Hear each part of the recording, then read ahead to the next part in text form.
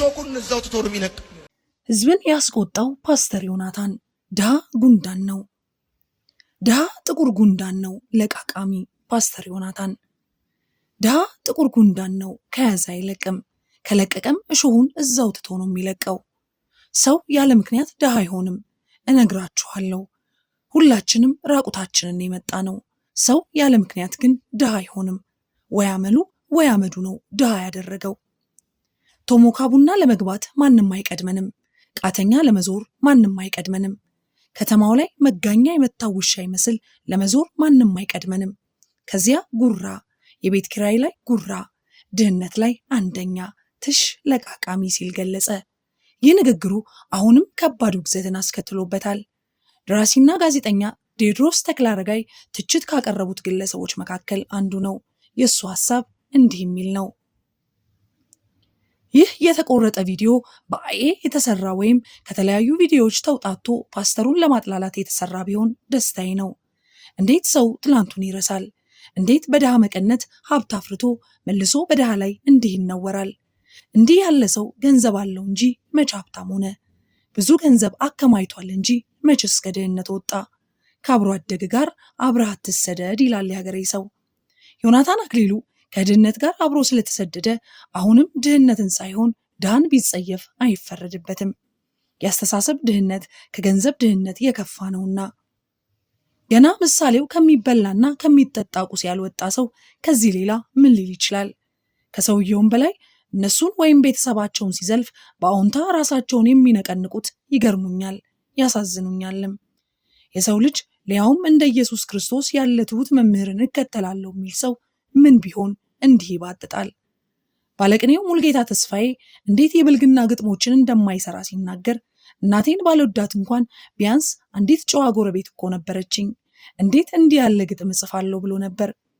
ዮናታን በዚህ ልክ ድሃን ሲጸየፍ ድህነት ከሁላችንም የባሰ ምን አድርጎት ቢሆን ነው ያስብላል። መሰደብም መጠላትም መረገምም ያለበት ድህነት እያለ ድሃን ጥቁር ጉንዳን ያለው ድህነት እንዴት አድርጎ ቢነድፈው ነው? ስለ እግዚአብሔር የቱንም ያህል መረጃው ቢኖርህ እግዚአብሔርን ካላወቅከው ነው እንዲህ የምትሆነው። እግዚአብሔርን ካወቅከው በትክክል ከተገለጠልህ እንዲህ ያሉ ጸያፍ ቃላት ከአንደበትህ ሊወጡ አይችሉም። ጸያፍ ቃላት የጸያፍ ሐሳብ ውጤቶች ናቸው። ያላሰብከውን አትናገርም። ኢየሱስ ክርስቶስ ለአንዳንድ ፓስተሮች ሱቃቸው ነው፣ እየቸረቸሩ ይሸጡታል። ባወጣላቸው ልክ ይነግዱበታል። በሕይወታቸው ውስጥ ኢየሱስ ክርስቶስ የለም። በቤተሰባቸውና በአስተዳደጋቸው የተነሳ ምንም አይነት የስድብ ቃላት የማያውቁ ልጆች ደግሞ አሉ። እነዚህ ልጆች የማይሳደቡት ስድብን ቃሉን ራሱን ስለማያውቁት ነው። ቢያውቁትም ደግሞ አይባልም ተብለው ነው። ኢየሱስን ልትሰብከው መጽሐፍ ቅዱስን ልታስተምረው ትችላለህ። ሕይወቱን ካልኖርከው እንዲህ ነው የምትሆነው። ኢየሱስ ከአንደበትህ ሳይሆን በሕይወት ውስጥ ካለ ከየት አምጥተህ ነው በምን አቅምህ ታነውራለህ? ላድርገውስ ብትል ከየት ታመጣዋለህ? መጽሐፍ ቅዱስ ያንተን አንደበት ካልገራው እንዴት ሕይወት ይሆንልሃል ብለህ ለሌላው ታስተምረዋለህ? አንተ የት በኖርከው ሕይወት ሌላውን ታጓጓበታለህ? ሌላው ቢቀር መጽሐፍ ቅዱስ የዓለማዊ ሀብት ምንጭ ሆኖልህ እንዴት አንድ ነጋዴ ለሚሸጠው ዕቃ የሚጠነቀቀውን ያህል እንኳን አትጠነቀቅለትም? ያሳዝናል፣ በእውነት ያሳዝናል። እነዚያ የት ሄደው ነው እነዚህ እንደመጡ ግራ ያጋባል። ቴዎድሮስ ተክለአረጋይ ለፓስተር ዮናታን አክሊሉ የሰጠው ምላሽ ነው። በሌላ በኩል ከወንጌላውያን ለፓስተር ዮናታን አክሊሉ የተሰጠው ቀና አስተያየት ምን ይመስላል የሚለውን ደግሞ ቀጥለን እንመልከት። ዮናታን አክሊሉ ድሃ ጉንዳን ነው ንግግር የተሰጠ ምላሽ። ይህ ድንቅ ምላሽ የሰጠው የወንጌል ሰባኪው አገልጋይ ኤፍሬም ታዬ ዋለልኝ ነው። ዮናታን አክሊሉ በመክብብ መጽሐፍ ምዕራፍ 7 ቁጥር 25 ላይ ተመስርቶ የስንፍና አደጋዎች በሚል ያቀረበውን ስብከት ከዓመታት በፊት ቪዲዮ እንደተለቀቀ ነበር ያዳመጥኩት። በወቅቱ የትምህርቱን ስህተት ለትምህርቱ መነሻ ለማድረግ ቆንጽሎ የወሰደውን ጥቅስ ከአውዱ ውጪ የተነተነበትንና ምድራዊና ስጋዊ በሆነ ጉዳይ ላይ ብቻ እንዲያውጠነጥን ስላደረገበት አቀራረብ አንዳንድ ነገሮች ልጽፍ አስቤ በተለያዩ ምክንያቶች ተውኩት። ከዓመት በኋላ በዚሁ ትምህርቱ ስለ ድህነትና ስለ ድሆች የተናገረው የሰዎችን ትኩረት አግኝቶ የዚህ ሰሞን መወያያ ሆኖ ሰነበተ። እኔም በዚሁ አስታክኬ በወንጌላውያን አብያተ ክርስቲያናት በተለይም ደግሞ የብልጽግና ወንጌልን በሚያራምዱ ቤተ እምነቶች ዘንድ እግሩን እየተከተለ ያለው ይህ ድህነትና ድሆች ጠል የሆነ አስተምሮ በተመለከተ ትንሽ ማለት ፈለግኩ። ይህ የዮናታን ንግግር በተለይ ድሆችና ጎስቋሎችን ከጉንዳን ጋር አመሳስሎ ያቀረበበት መንገድ በአጠቃላይ ክብረ ነክ የሆነና በመሰረታዊ ደረጃ አማኞችን ጉፉዋንን እንድንወድና እንድናገለግል ከሚጠራን የጌታ ኢየሱስ ክርስቶስ አስተምሮትና ወንጌል ጋር ፍጹም ተቃራኒ የሆነ ነው። እስቲ ይህን በመጽሐፍ ቅዱሳችን በኩል በደንብ እንመርምረው። አንደኛ፣ ኢየሱስ ድሆችን ብፁዓንና የተወደዳችሁ ይላቸዋል። ጌታ ኢየሱስም በተደጋጋሚ ችግረኞችና ድሆች ያላቸውን ክብርና ዋጋ በትምህርቶቹም በምሳሌዎቹም አሳይቶናል። በተራራው ስብከቱ እናንተ ድሆች ብፁዓን ናችሁ፣ የእግዚአብሔር መንግሥት የእናንተ ነውና ሉቃስ ምዕራፍ 6 ቁጥር 20 ይህንን ብሎ ሲባርካቸው እናያለን። ይህ ቡራኬ በወቅቱ የነበረውና በዛሬዎቹ የብልጽግና ወንጌል አቀንቃኝ አብያተ ክርስቲያናት ውስጥ የተንሰራፋውን አመለካከት በአፍጢሙ የደፋና የእግዚአብሔር መንግሥት በማህበረሰባቸው ለተገፉና ለሚገለሉ የሚሰጠውን ዋጋ ያሳየ ነው። ጌታ በዚህ ምድር ተመላልሶ ባስተማረባቸው ዓመታት ከተገፉ ከተተዉና ከተገለሉ ወገን መሆኑን በሚገባ አሳይቶናል። ከቀረጥ ሰብሳቢዎች ጋር ራት ለመብላት ተቀምጧል። ለምጣሙን ፈውሷል። ያቺ ያላትን ሁሉ የሰጠችውን መበለት ስጦታ ተመልክቷል። ሉቃስ ምዕራፍ 21 ከቁጥር 1 እስከ 4። ድሆችን ከጉንዳን ጋር ማመሳሰል ችግረኞችና ድሆች ለእግዚአብሔር መንግሥት ዋጋ አላቸው ከሚለው የጌታ ኢየሱስ አስተምሮ ጋር የሚቃረንና አደገኛ ትምህርት ነው። ሁለተኛ፣ ድሆችን ማገልገል ክርስቶስን ማገልገል ነው።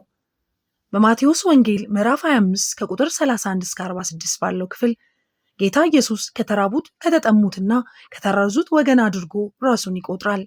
በክብሩም ተመልሶ በሚመጣበት ጊዜ የምንጠየቀውም ተርቦ አብልተነው እንደሆነ፣ ተጠምቶ አጠጥተነው እንደሆነ፣ ታርዞ አልብሰነው እንደሆነ፣ እንግዳም በነበረ ጊዜ ተቀብለን አስተናግደነው እንደሆነ ነው። እውነት እላችኋለሁ ከሁሉ ከሚያንሱ ከነዚህ ወንድሞች ለአንዱ እንኳን ስላደረጋችሁት ለእኔ ያደረጋችሁት። ማቴዎስ 25 ቁጥር 40። ለችግረኞችና ለድሆች የምንሰጠው ፍቅርና ርኅራኄ ለእርሱ የተደረገ ያህል እንደሚቆጥረው አስተምሮናል። ይህ ምሳሌ ቤተክርስቲያንና ክርስቲያኖች ድሆችና ግፉዋንን ለመጠየፍ እና ለማንቋሸሽ ምንም አይነት ክፍተት እንዳይኖርን የሚያደርግ ነው። ይልቁንስ እነዚህ ምስኪኖችና በድህነት ውስጥ ያሉት ወገኖችን መጠየፍን ጌታ ኢየሱስና ትምህርቱን እንዳለመቀበል ያህል እንዲቆጠር የሚያደርገው ነው። ዮናታን በዚህ ትምህርቱ ድሃ ጉንዳን ነው፣ ብትነቅለው እንኳን እሾሁን ትቶብህ ነው የሚሄደው የሚለው ንግግሩ ድሆችን ማስጠጋት ወይም መርዳት ክፉ ሸክምና ጎጂ እንደሆነ የሚያስመስል ነው። ነገር ግን ጌታ ኢየሱስ ከላይ በተጠቀሰው ቃል መሰረት ይህን አገልግሎት የተቀደሰና ክርስቲያን ነን የሚሉ ሁሉ ላይ የተጣለ ግዳጅ እንደሆነ ነው ያስቀመጠው። ሶስተኛ፣ ቀዳማዊዋ ቤተ ክርስቲያን የልግስና ሞዴላችን ናት። የሐዋርያት ሥራ በመጽሐፍ የመጀመሪያዎቹ አማኞችና ክርስቲያኖች ለፍትሐዊነት በተለይም ለኢኮኖሚያዊ ፍትሐዊነት ያላቸውን ቁርጠኝነት የምናይበት መጽሐፍ ነው። በመካከላቸው አንድም ስንኳ ችግረኛ አልነበረምና ማናቸውም እንደሚፈልግ መጠን ለእያንዳንዱ ያካፍሉት ነበር። ሐዋርያት ምዕራፍ 4 ከቁጥር 34 እስከ 35። ይህ የወንጌላችን መሰረታዊ ክፍል ነው። ዓለም የምትከተለው የራስ ወዳድነትና ለራስ የማድላት መርህን መቀየርና እርስ በርስ ወደሚረዳዳና ወደሚከባበር ማህበረሰብ መለወጥ የቤተ ክርስቲያን አንዱ ተልዕኮዋ ነው። የያዕቆብ መልእክትን ስናነብ በምዕራፍ 2 ቁጥር 5 እና 6 ለባለጠጎች ማድላትን በግልጽ ይወቅሳል።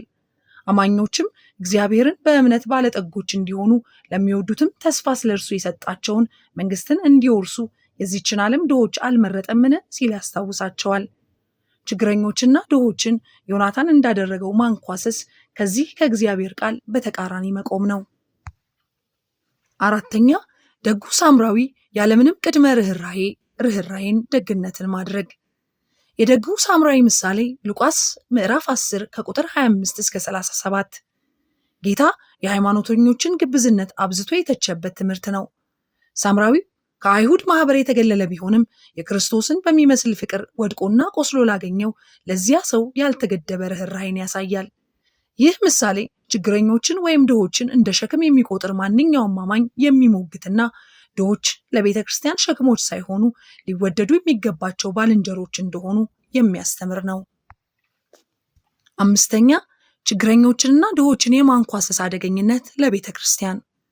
ዮናታን ድሆችን ከጉንዳን ጋር አመሳስሎ መግለጹ ሰብአዊ ክብራቸውን የሚነካ ብቻ ሳይሆን ጌታ ኢየሱስ ለሰዎች ያለውን ሁሉ ፍቅርና የሚሰውጠውን ዋጋ ያላገናዘበ ነው።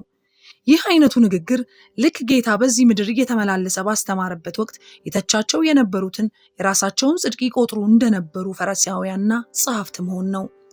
እናንተ ግብዞች ጻፎችና ፈሪሳውያን፣ ከአዝሙድና ከእንስላል ከከሙንም እስራት የምታወጡ ፍርድንና ምሕረትን ታማኝነትንም በሕግ ያለውን ዋና ነገር ለምትተዉ ወየውላችሁ።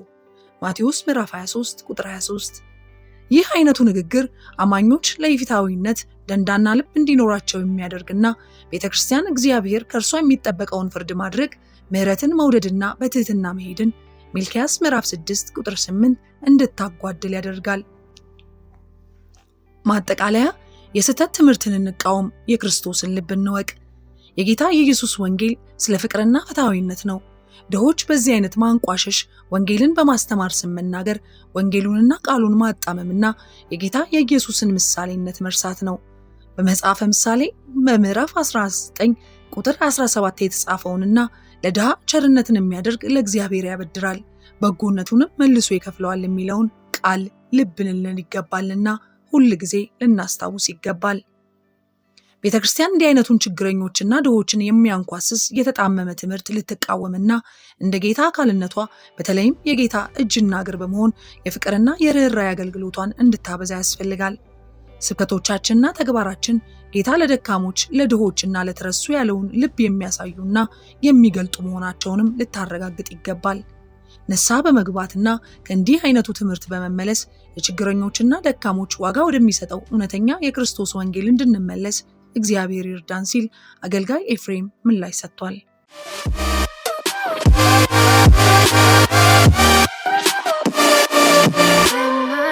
Fill you like a pill to get my fill.